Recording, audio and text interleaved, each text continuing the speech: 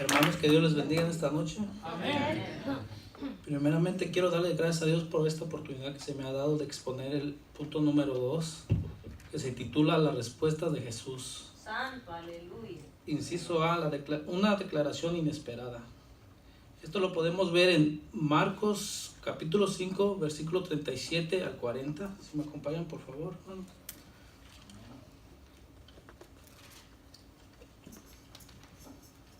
Me dicen cuando lo tengan, por favor. Y la palabra se lee en el nombre del Padre, del Hijo y de su Santo Espíritu. Y no permitió que se le siguiese, sino Pedro, Jacobo y Juan, hermano de Jacob.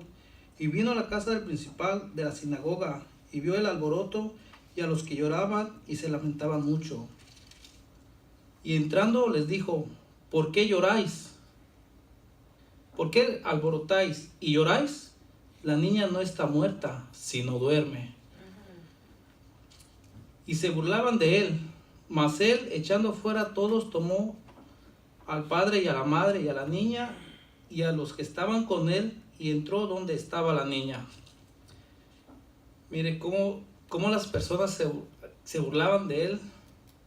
Pero a partir de este punto, hermanos, Jesús se separó de la multitud para ir a la casa de Jairo, acompañado solamente de Pedro, Jacobo y Juan. Esto lo acabamos de ver en el versículo 37. Por razones que desconocemos, ellos formaban parte de un círculo íntimo de sus discípulos de Jesús. Algo milagroso estaba a punto de suceder. Él los escogió a ellos para que ellos lo presenciaran. Al llegar Jesús a la casa de Jairo, se encontró con que se había reunido ahí otra multitud.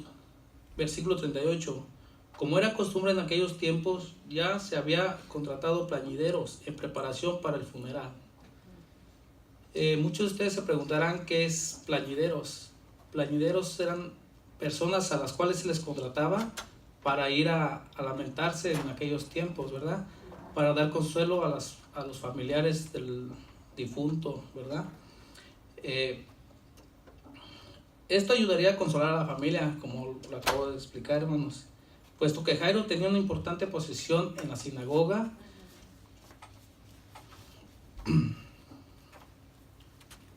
debe de haber estado ahí una multitud especialmente grande, ya que él pertenecía o era gobernante de la sinagoga. Pues yo creo que como aquí un presidente, ¿verdad? Si se muere algún familiar de él, pues vaya mucha multitud.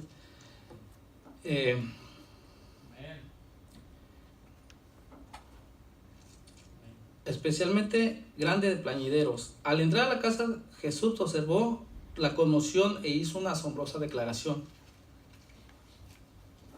Como les estaba diciendo, el inciso es una asombrosa declaración, una declaración inesperada, ¿verdad? Pero aquí nos dice la palabra, dice, hizo una asombrosa declaración: la niña no está muerta, sino duerme. Todos creían que la niña estaba muerta, pero Jesús en ese momento estaba declarando que la niña estaba viva, ¿verdad? Si no estaba durmiendo, ¿verdad? En este punto podríamos pensar de nuevo en el Padre y preguntarnos cómo pudo haber tomado las palabras de Jesús. Realmente era una afirmación valiente, teniendo en cuenta los hechos que indicaban que aquella situación, al parecer imposible, estaba a punto de cambiar drásticamente. Había ciertas discusiones sobre lo que Jesús quiso decir. Había las personas incrédulas que decían: ¿cómo se atreve a decir que Jesús, que si la niña está dormida, si nosotros la estamos? O sea, entre ellos había discusiones, ¿verdad?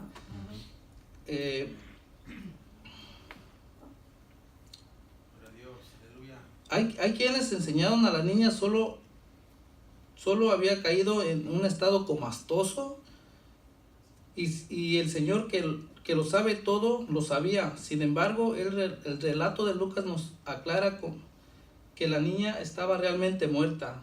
su espíritu había dejado su cuerpo. Esto lo podemos ver en Lucas 8:55. Si me pueden acompañar, hermanos, por favor. Y dice así: entonces su espíritu volvió inmediatamente y se levantó, y él le mandó que se le diese de comer. Él le mandó que se le diese de comer, ¿verdad? Porque ya su espíritu había vuelto a la niña. Ellos reconocían que Jesús no se estaba refiriendo simplemente al descanso que al parecer acompaña a la muerte. Les había dicho que dejaran de realizar su tarea de llorar. Él ya les había dicho, perdón, hermanos, él ya les había dicho a los plañideros que dejaran de realizar sus tareas de estarse lamentando y llorar.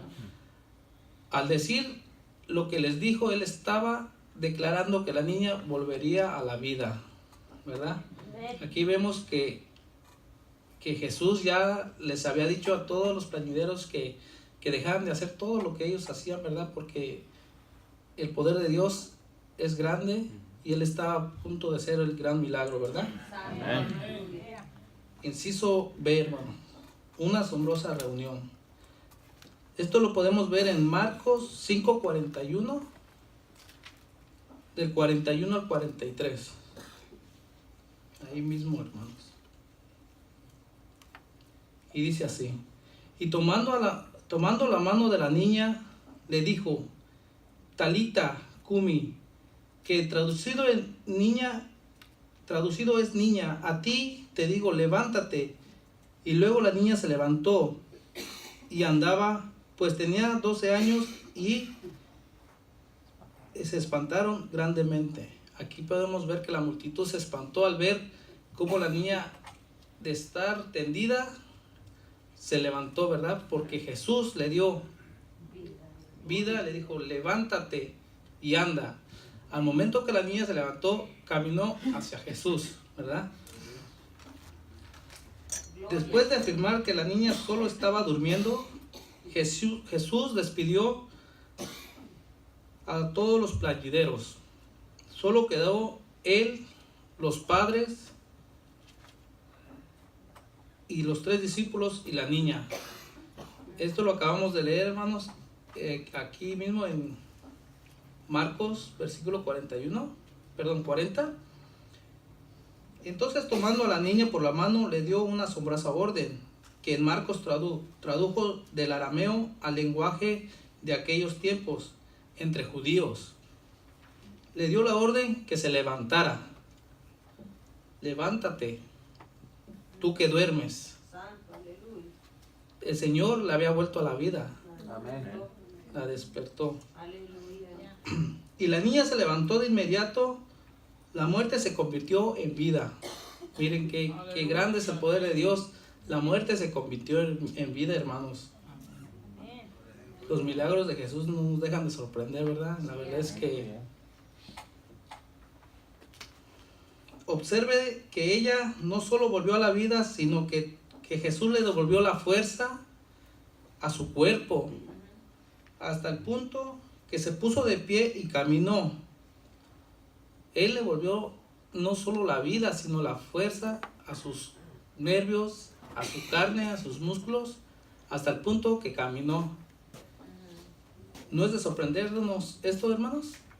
Es algo sorprendente realmente cómo es que Jesús hace tantas maravillas.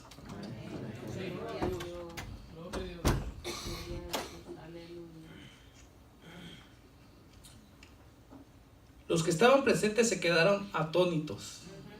Se quedaron atónitos ante lo que acababan de acontecer, lo que acababan de ver. ¿Cuántos de nosotros, si viéramos algo así, levantarse a un muerto, qué es lo que primero que haríamos? Correr, espantarnos, ¿verdad? En medio de aquel asombroso milagro que Jesús había hecho ese día, ¿verdad? Pero Jesús les dio 2 órdenes. En primer lugar les dijo que no publicaran lo que habían visto, que no fueran a decir a nadie lo que habían visto, porque Jesús los eruditos señalan que una de las razones de esto que tiene que ver con el mensaje primordial de Jesús. Él les llevaba un mensaje. Cuando él iba caminando por medio de las ciudades, él llevaba un mensaje de salvación para todo aquel que escuchaba, ¿verdad?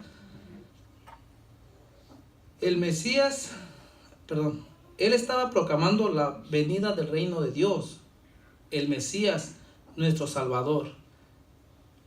Y si la gente se centraba en los milagros, esa palabra le iban a dejar a un lado, como nos dijo nuestro hermano Abraham, y se iban a concentrar en los milagros. Ya no iban a acercarse a él sino por escuchar la palabra, sino para pedir milagros, ¿verdad?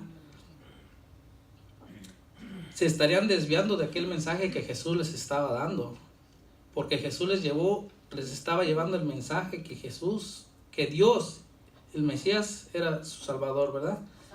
Jesús también les ordenó algo práctico que debían de alimentar a la niña. Tenía que satisfacer sus necesidades, ya que ella había vuelto a la vida. Jesús les ordenó a sus padres que fueran pues ahora sí que sus necesidades, después de estar ahí, pues tenía hambre, tenía necesidades, ¿verdad? La vida había vuelto a ella. Se había vuelto a reunir con sus padres y ellos seguirían cuidando de su hija amada. Como podemos ver, también el amor de un padre, de una madre, es grande y poderoso ante la presencia de Jesús, ante la presencia de Dios. Cuando nosotros proclamamos por un hijo, por una hija, el Señor nos escucha. Porque la fe es la que mueve y como dijo nuestro hermano Abraham, hermanos, sigamos confiando, sigamos creyendo que Jesús puede, que Él es el único que puede hacer los milagros, ¿verdad? Yo soy uno de ellos, hermanos. Yo soy uno de ellos. Santo, aleluya. Podemos sacar muchas enseñanzas de esta historia. Dios tiene el poder sobre la vida y la muerte, hermanos. Amén, amén.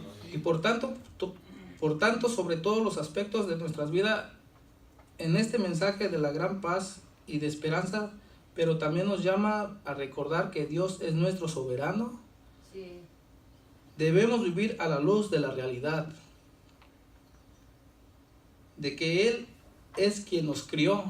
Sí, amén. Y nos sustenta. Esto significa que debemos vivir, que debemos creer en Él en los momentos imposibles y vivir conforme a su voluntad y no a la nuestra, hermanos. Sí. Santo, aleluya. Por mi parte esto es todo, hermanos. Espero y haya sido de bendición para sus vidas, y así le paso el tiempo a mi hermano Polo. Dios les bendiga, hermanos.